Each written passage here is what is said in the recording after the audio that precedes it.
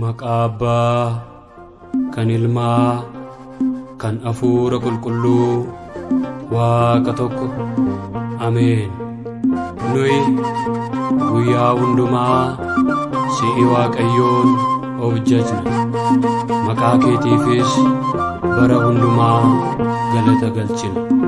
Faarsaa Daawit 44 lakkoofsa 8.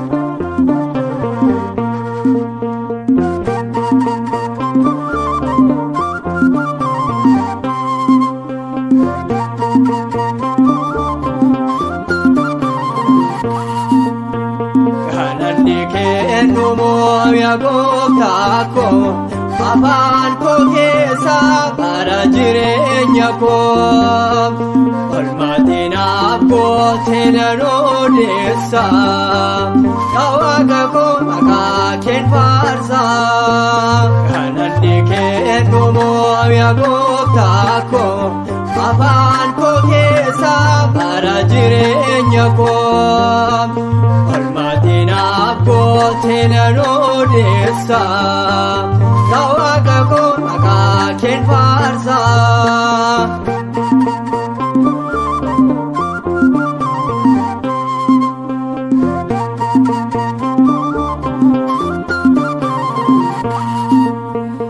Gamana dhaabbadhee biyya ormootaa gamatanii ilaalee biyya abbootaa ani sonaatee kana aneette waa'ee gochaa keetiif galatoomiyaate kananni kennumoo yaa Gooftaako afaan koo keessa bara jireenya koo olmaatiin abbootiin odeessa Waaqa koo maqaa keen faarsa.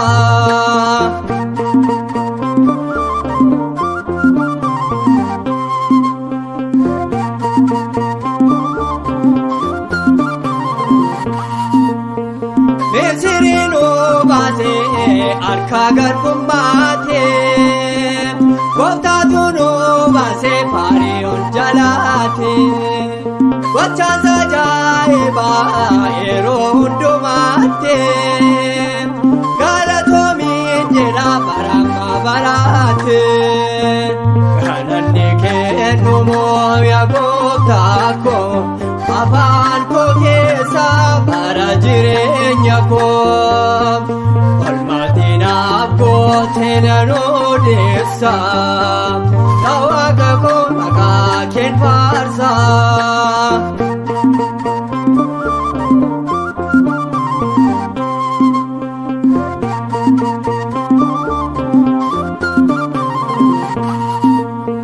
Hundaan badii turee cubbuu kaleessaanii akkan waa'een baafnee tundoona ilaalaanii akkaruu waan kee akkartummaa keettee Waaqa biraan qabu galanni kan keettee kananni kennumoo yaa Gooftaako afaan koo keessa bara jireenya koo olmaatiin abbootiin odeessa Waaqa koo maqaa keen faarsa.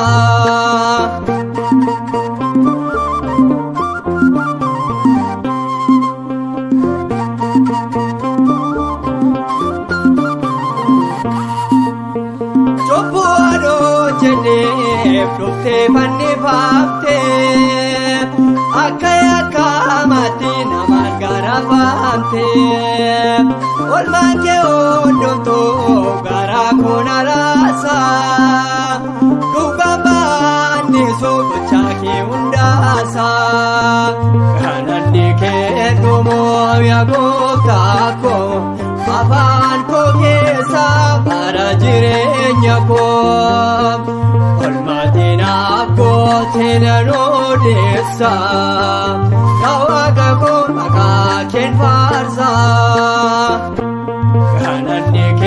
dhumoo yaa gooftaa koo afaan koo keessa bara jireenya koo olmaatiin abbootee nan odeessa waaqa koo maqaa keen faarsa.